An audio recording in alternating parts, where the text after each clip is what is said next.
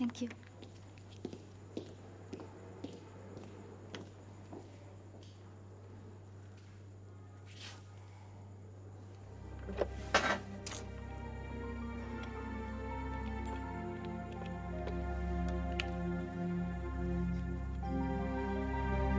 হ্যাঁ হ্যালো মৈনাক।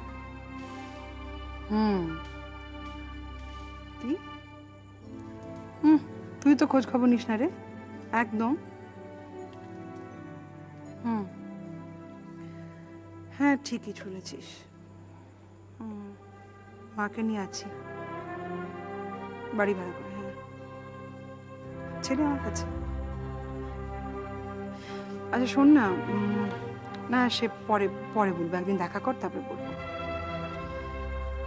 তোর কাছে আমার একটা রিকোয়েস্ট আছে, তুই একটু খোঁজ খবর নিয়ে জানা যে কোনো কনভেন্ট স্কুলে বানটাকে এই সময় ভর্তি করতে পারবে কিনা, বা ধর রামকৃষ্ণ মিশন। সেটা বলবো, আমি বলছি দিলে পরে বলবো। আসলে ওকে আমার কাছে ঠিক রাখতে ভরসা পাচ্ছি না, বুঝলি তো। একটু খোঁজ খবর নিয়ে জানা। একদিন আয়, কথা হবে, ঠিক আছে? টাটা।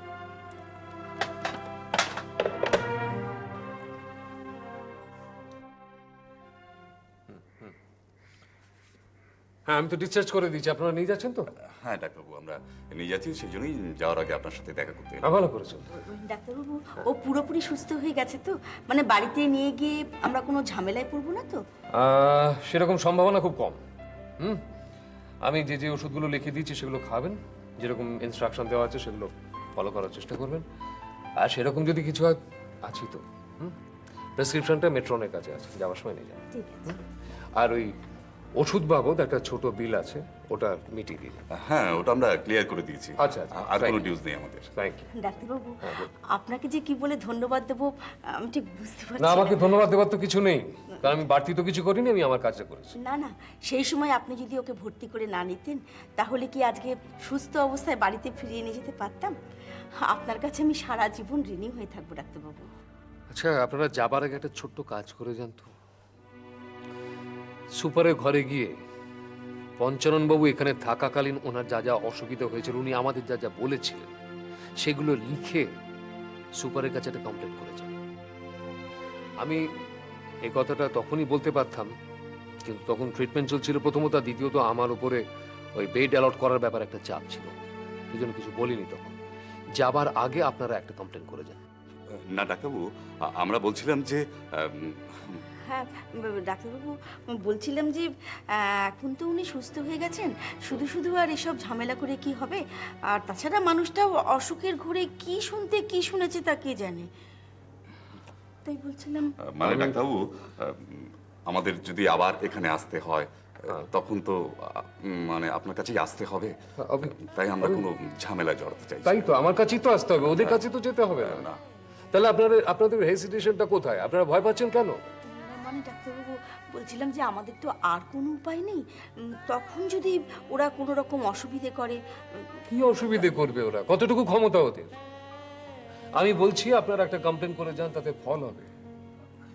ঠিক আছে ডাক্তারবাবু। ঠিক আছে, ওই আপনি যখন বলছেন পরে এক সময় এসে আমরা একটা কমপ্লেন লেটার দিয়ে যাব। আমরা তাহলে এখন আসছি ডাক্তারবাবু। নমস্কার।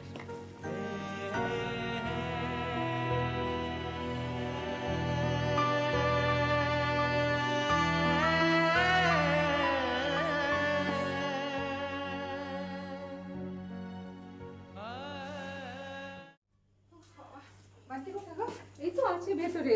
মান্টি, বান্টি, ও বাবা, ওটা কে? এটা কে? তুমি দেখিনি? মিস্টার জিরা তো তোমার থেকে বড়, তুমি কান ধরে নিয়ে আসছো তাকে। হ্যাঁ আচ্ছা, তুই জামা কাপড় না ছেড়েই ছেলেটাকে ধরে চটকাতে শুরু করে দিয়েছিস। বাবারে, হাসপাতালে কত রকম রুগী ঘাটাঘাটি করিস, তার নেই ঠিক। যখন হাসপাতালে ওয়ার্ডে ঢুকতে হয় তখন আমাদের এপ্রিল পরে ঢুকতে হয়, যখন বেরোই তখন সাবান দিয়ে হাত ধুয়ে বেরোই। জানি না বাবু, যা ইচ্ছে তাই কর। চা খাবি তো? অবশ্যই, সবার মা আছে তো। এত রাত অব্দি কোনোদিন থাকে সে? তুই বস, আমি জল চাপিয়ে আসছি। তো তুমি বলো, তুমি কি করলে সারাদিন? আর পড়াশোনা? পড়াশোনা করতে একটু ভালো লাগে না। বাবা, তুমি কি বড় একটা বড় বড় আর্টিস্ট হবে? আর্টিস্ট মানে কি? আর্টিস্ট মানে পেইন্টার, যে খুব সুন্দর সুন্দর ছবি আঁকতে পারে। পেইন্টার হতে চাও?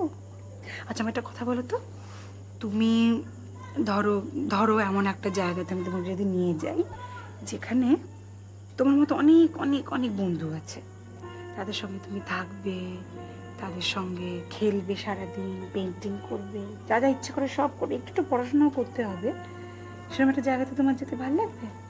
তুমি ওখানে থাকবে?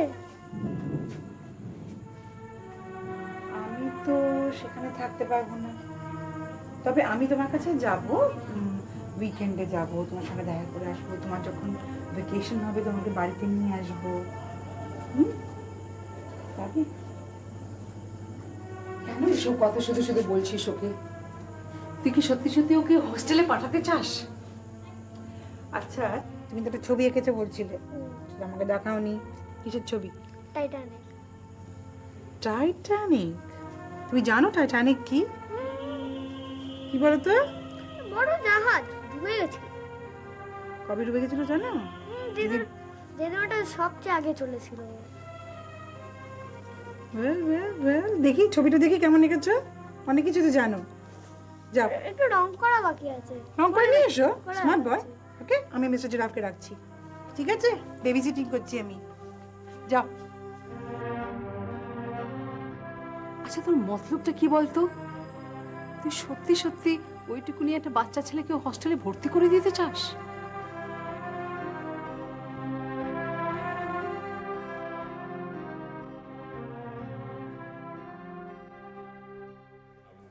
শুনলাম যে পঞ্চানন বিশ্বাসকে নাকি আজকে রিলিজ করে দেওয়া হচ্ছে। হ্যাঁ, তাই তো শুনছি। দেন ইউ আর রিলিভ নাও। হ্যাঁ, কদিন ধরে এমন একটা বিচ্ছিরি ব্যাপার মনের মধ্যে বয়ে বেড়াতে হচ্ছিল, যাক তার থেকে তো রেহাই পাওয়া গেল। তো ও কি টোটালি রিকভার করেছে, না আপনি নিজের মান বাঁচাতে ওকে তাড়াতাড়ি রিলিজ করে দিলেন? Nothing unlikely. একটা জিনিস ও খুব ভালো বুঝতে পেরেছে যে অত সহজে আমি ওকে ছেড়ে দেবো। আর শুনলাম যে সুপারও নাকি ওকে ডেকে কথাবার্তা বলেছেন। To tell you frankly one thing, এই ডাক্তার রায়কে কিন্তু আর বেশি বাড়তে দেওয়াটা ঠিক হবে না। We have to keep close eye on him. না, উনি নিজেকে যতই ভগবান মানানোর চেষ্টা করুন না কেন, there must be some loopholes. আরে মশাই, ভগবানেরও তো দোষ টোষ হয় নাকি? হ্যাঁ ওকে, আমার চেম্বার রয়েছে। হ্যাঁ, আমাকেও আবার আগামী মাস থেকে বেহালা একটা চেম্বারে বসতে হবে, ওই উইকলি 2 days। নাইস। আমার তো আবার 4-4টে চেম্বার, নর্থ সাউথ দুদিক মিলিয়ে বাড়ি ফিরতে ফিরতে সেই রাত্রি 12টা 12:30। গিন্নি না শেষ পর্যন্ত আমাকে ডিভোর্স করে দেয়। আরে না না, গিন্নিরা ডিভোর্স করবে না। যতদিন আমাদের পসার রমরমা থাকবে ততদিন ডিভোর্স করবে না। কিন্তু যখন আমাদের পসার থাকবে না, তখন ডিভোর্স পেপারে সই করাবার জন্য একেবারে ঝুলোঝুলি করবে। অ্যানাদার পয়েন্ট ডাক্তার বসাক, আমি শুনলাম যে ডাক্তার মল্লিকার শো কজের রিপ্লাইয়ের পয়েন্টে নাকি ডাক্তার রায় করে দিয়েছেন। তাই নাকি? আরেকটা ব্যাপার, বলাটা বোধহয় একটু আনএথিক্যাল হয়ে যাচ্ছে, বাট ডাক্তার রায় আর ডাক্তার মল্লিকার রিলেশনের মধ্যে কোথায় যেন একটা আন্ডার কারেন্ট পাস করছে, ভেরি ফিশি। ওকে, কিন্তু কেন কেন এটা হবে স্যার? আজকে আমার সম্বন্ধে যদি কোনো খারাপ রিমার্ক রটে, ম্যানেজমেন্ট সেটা মেনে নেবে? একবারও ভেরিফাই করে দেখবে না যে সেটা সত্যিই না মিথ্যে? আপনি কিন্তু খুব রেগে যাচ্ছেন। আই এম সরি স্যার, আসলে আমার শাশ্বতী দিকে কোনোদিনও এইভাবে ভেঙে পড়তে দেখিনি। যখন শাশ্বতী দিকে শোকজ করা হয়েছিল তখনও দেখেছি উনি কত কনফিডেন্ট। উনি বলতেন কোনো রকম অপবাদ উনি তোয়াক্কাই করেন না, আর সেই শাশ্বতী দিয়ে আজ। আপনার নিজের যুক্তিটি আপনি ভেবে দেখুন না। আপনি বলছিলেন যে ভেরিফাই করে দেখা দরকার সত্যি না মিথ্যে। ম্যানেজমেন্ট কিন্তু সেটাই করেছে। ম্যানেজমেন্ট কখনো বলেননি যে উনি দোষী। ওর এগেনস্টে কিছু অভিযোগ এসেছে, সেটা ভেরিফাই করার জন্য ম্যানেজমেন্ট স্পেশাল অডিটর নিয়োগ করেছেন। Let them do their work. আর শাশ্বতীর ব্যাপারে নিশ্চয়ই আপনি এইটুকু কনফিডেন্ট যে উনি অপরাধী নন। হ্যাঁ স্যার, তাহলে সেটা তো বটেই। এই হসপিটালে যে কজন পুরনো স্টাফ আছেন, শাশ্বতী তাদের মধ্যেই একজন। আর এই হসপিটালের কেউ বিশ্বাস করবে না শাশ্বতী দিয়ে এরকম কাজ করতে পারেন। তাহলে তো ঘাবড়াবার কি আছে? ম্যানেজমেন্ট ভেরিফাই করছে, করুক। রেজাল্ট কি হবে সেটা আপনিও জানেন, আমিও জানি। বাস। তা জানি, আসলে এই সব হঠাৎ শুনে না মাথাটা খুব গরম হয়ে গেছিল, তাই আপনার কাছে চলে এসেছি। ইনফ্যাক্ট আপনাকে তো আমরা ঠিক ম্যানেজমেন্টের রিপ্রেজেন্টেটিভ হিসেবে ভাবি না, আপনি আমাদের ওয়েলউইশার, অনেকটা ডক্টর রয়ের মতোই। ওনাকে চেম্বারে পেলাম না, তাই আপনার কাছে চলে এলাম। না, সেটা ভালোই করেছেন। You are always welcome. একটা ব্যাপার আমার খুব ভালো লাগছে, শাশ্বতীদির ব্যাপারে আপনার concern. I really liked it. Keep it up. Thank you sir. Thank you. আমি আসছি।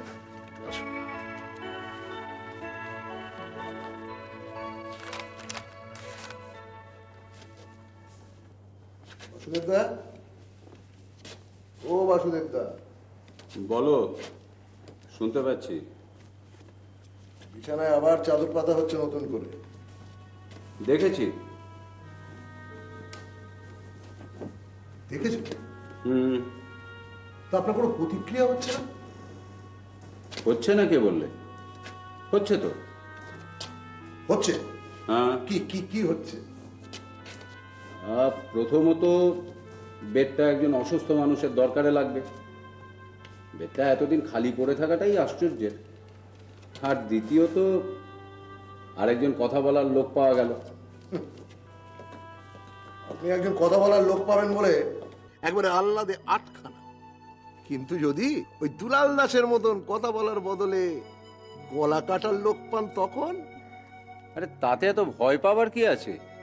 এখন আধমরা হয়ে আছি, তখন না হয় পুরোটাই মরে যাব। আপনার সাথে কথা বলা না ঝক মারি। আরে বলরাম দা, বলরাম বাবু, আমাদের সব দুশ্চিন্তা দূর হয়ে গেল। আপনাদের এই যে কি আনন্দ হচ্ছে! সত্যি বলরাম বাবু, খুব আনন্দ হচ্ছে। সম্বর্ধনাটা কি এখানেই দেবেন না বিছানায় যাওয়ার পর? আরে না না, আপনি আগে বিছনায় উঠুন, তারপরে আমরা ঠিক করব। ও, এই ধরো।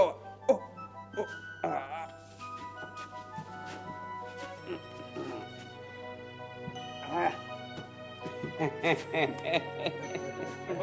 আরে বলরাম দা, এখন কেমন বোধ করছে? ভালো, তবে গায়ে হাতে একটু ব্যথা। ব্যথা? হ্যাঁ। কেন? আরে ম্যারাথন কুস্তি লড়তে হলো না। কুস্তি? কার সঙ্গে? আরে আমাদের এই যমরাজের সঙ্গে। আমি বলছি আমি এখন যাব না, আমার অনেক কাজ বাকি আছে। ততই বেটা হাত ধরে টানাটানি করে। তা যমরাজ তো অশরীরী, হ্যাঁ। তার সঙ্গে কুস্তি লড়ে গায়ে হাতে ব্যথা হয় কি করে? ছোটবেলা ওই ছড়াটা পড়েননি? কোনটা? ছায়ার সঙ্গে কুস্তি করে গাত্রে হলো ব্যথা। মোট কটা ব্লাড গেল? এসো সুনীলদা, এখানে বসো। তিনটে। আচ্ছা, ব্লিডিং ট্রাবলটা এখন? প্রেশারটা ঠিক আছে তো? হ্যাঁ, নজর রাখবেন। ওকে। হুম। আপনারা? নমস্কার। নমস্কার। আমার নাম মদন ঘোষ। আচ্ছা। আপনি দ্বিজেন মিত্র নাম শুনেছেন নিশ্চয়ই? দ্বিজেন মিত্র? কে দ্বিজেন মিত্র? হ্যাঁ, এই অঞ্চলের কাউন্সিলর। ও, আমি ওনারই পিএ। আচ্ছা, হ্যাঁ বলুন। আসলে দ্বিজেনদা এই আমাকে আপনার কাছে পাঠালেন। হ্যাঁ বলুন। এই ভদ্রলোককে চিনতে পারছেন? না, কেন বলুন তো? সপ্তাহখানেক আগে আপনার এখানে এসেছিলেন ভর্তি হওয়ার জন্য। ও ও ও, হ্যাঁ হ্যাঁ। আসলে যা যা ফর্মালিটিজ এখানে করবার, অর্থাৎ আউটডোরে কার্ড করিয়ে আপনাকে দেখানো, সবই উনি করেছেন। কিন্তু আপনি ওকে অ্যাডমিশনটা করান। হ্যাঁ, করায়নি মানে আমি ইচ্ছে করে যে করায়নি তা নয়। প্রথমত ওনার অ্যাডমিশন নেওয়ার মতো অবস্থা নয়, অ্যাকিউট কন্ডিশন নয়। আর দ্বিতীয়ত একটা বেডের ক্রাইসিস আমাদের আছে। হ্যাঁ, আমি আপনাদের অসুবিধার কথা সবই জানি ডাক্তারবাবু। আসলে সুশীলদা আমাদের খুব পরিচিত লোক, আর আমাদের পার্টির সিম্প্যাথাইজার। অনেকদিন ধরে বাইরে ডায়ালিসিস করছে, অনেক টাকা পয়সা খরচ হয়ে গেছে, টানতে পারছে না। তাই ভাবলাম আপনি যদি এখানে ওকে অ্যাডমিশন করিয়ে চিকিৎসার ব্যবস্থা করে দেন তাহলে লোকটার খুব উপকার হয়। আর আপনি তো অসুস্থ মানুষদের জন্য বরাবরই করেন, তাই অনেক আশা নিয়ে কিন্তু আপনার কাছে আমি ছুটে এসেছিলাম ডাক্তারবাবু। দেখুন না মিস্টার ঘোষ, আপনি যেভাবে বলছেন আমার পক্ষে যদি সম্ভব হতো আমি ওনাকে নিয়ে নিতাম, কিন্তু আমি তো বললাম, আমি আপনাকে বুঝিয়ে বলি, আমার এখানে আমার বেড 10টা, ঠিক আছে? তার মধ্যে গোটা চারেক বেডে আমাদের অন্যান্য পেশেন্ট থাকে, আর 6টা বেড অ্যাকিউট রেনাল ফেলিওর অথবা ট্রান্সপ্লান্টেশনের জন্য আমরা রাখতেই হয় আমাদের। ব্যাস, তাহলে তো হয়েই গেল। কোনো একটা বেডে ওকে অ্যাডমিশনটা করিয়ে দিন। কি করে দেব? উনি তো ট্রান্সপ্লান্টেশন করাবেন না, ওনাকে অ্যাডমিশন দিলে আমাকে ডায়ালিসিসটা করে যেতে হবে। কিন্তু সেই বেডে ওনার কন্ডিশনটা কিন্তু অ্যাকিউট কন্ডিশন না, অ্যাকিউট রেনাল ফেলিওর নয়, তাহলে আমি ভর্তি করে নিতাম। সেই জায়গায় একটা বেড উনি অকুপাই করে থাকবেন, আর আমার যখন জরুরি এমার্জেন্সি পেশেন্টটা আসবে তখন আমি কি করব? দেখুন ডাক্তারবাবু, আপনি কিন্তু ওর প্রেসক্রিপশনে ভর্তি করবেন না বলে লিখে দিয়েছিলেন। এখন যদি কোনো কারণে ভদ্রলোক মারা যান, কিংবা ধরুন আত্মীয় স্বজন যদি কোর্ট কাছারি করে, কিংবা ধরুন ওই মানবাধিকার কমিশনে যদি যায়, তাহলে কিন্তু আপনি খুব বিপদে পড়ে যাবেন ডাক্তার। তাই নাকি? মানে ব্যাপারটা আমি আপনাকে বুঝিয়ে বলছি। আসলে আসলে লোকটা খুব ভালো লোক, কোর্ট কাছারি মামলা মকদ্দমায় যাওয়ার মতো লোক নয়। ডাক্তারবাবু, আপনার এখানে যে ইউনিয়ন আছে তার কয়েকজন পান্ডা তো আপনার পিছনে খুব ভালো মতো লেগেছে। অনেক খবরই রাখেন দেখছি। খবর তো আমাদের সব রকমই রাখতে হয় ডাক্তারবাবু। অবশ্য আমরা যতদিন আছি আপনার কোনো চিন্তার কারণ নেই। আপনার এই গায়ে আঁচড়টুকু পর্যন্ত আমরা লাগতে দেবো না। শুধু একটা রিকোয়েস্ট ডাক্তারবাবু, যেমন করে হোক একে আপনার এখানে অ্যাডমিশনটা করিয়ে দিন। ভেরি সরি, আমি পারলাম না। কেন পারবেন না? বলুন তো। এই তো কিছুদিন আগে একজনকে এখানে ফ্রি বেডে আপনি ভর্তি করেছেন, করেছিলাম। তার তো যথেষ্ট টাকা পয়সা আছে। কি বললাম আপনি জানেন? স্যার, 7 নম্বর বেডের পেশেন্টের জন্য ডক্টর ব্যানার্জি একটা নতুন প্রেসক্রিপশন করে দিয়েছেন। দাঁড়ান দাঁড়ান দাঁড়ান দাঁড়ান, আপনি আমাদের কথার মাঝখানে দুম করে ঢুকে পড়লেন কোন সাহসে? যান বাইরে গিয়ে ওয়েট করুন। মানে কি বলছেন আপনি? আমি ঠিকই বলছি, বাইরে যান। না, ঠিক বলেননি আপনি। এটা আপনার পার্টি অফিস নয়, এটা হসপিটাল। হ্যাঁ, এখানে সিস্টারের দরকারটাই প্রায়োরিটি। কিন্তু একটা মিনিমাম ডেকোরাম উনি মেনটেন করা উচিত ছিল। ইয়েস, অ্যাট লিস্ট একটা পারমিশন নিয়ে উনার ভেতরে ঢোকা উচিত ছিল। ডেকোরামটা কি আপনারাই মেনটেন করেন? আমার চেম্বারে ঢোকার সময় আমার পারমিশন নিয়ে ঢুকেছিলেন? ডাক্তারবাবু, আপনি বোধহয় ভুলে যাচ্ছেন যে আমি কে। না, ভুলবো কেন? একটু খানিকক্ষণ আগে নিজের মুখেই বললেন আমার স্মৃতিশক্তি এত দুর্বল বলে ভাববেন না। একটা কথা কিন্তু আমি আপনাকে খুব পরিষ্কার করে বলে দিতে চাই ডাক্তারবাবু, আমার এই পেশেন্টকে যেমন করে হোক আপনার এখানে ভর্তি করতেই হবে। আমার যা বলবার আমি কিন্তু বলে দিয়েছি আপনাকে, এবার আপনারা যান। ও, তাহলে আপনি আমার কথাটা রাখবেন? না, সম্ভব নয়। বেশ, শুনুন, আমি নিজে উপযাচক হয়ে আপনার উপকার করতে এসেছিলাম, আপনি কিন্তু শুনলেন না। কাজটা কিন্তু খুব ভালো করলেন না ডাক্তারবাবু, এর জন্য আপনাকে পস্তাতে হবে। চলো সুশীলদা। হ্যাঁ চলো।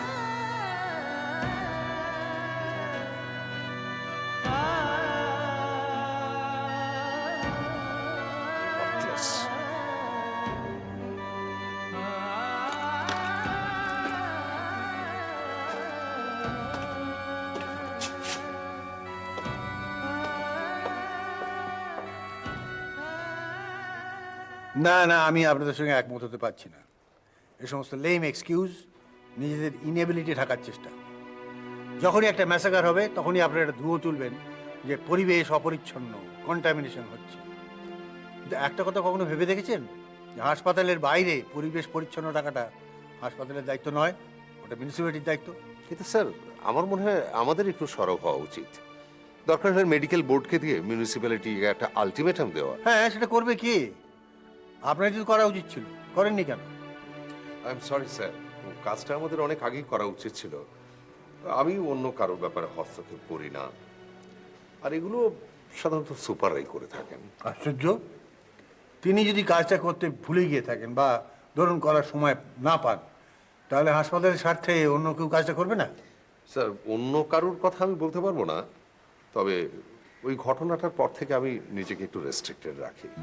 মানে কোন ঘটনা?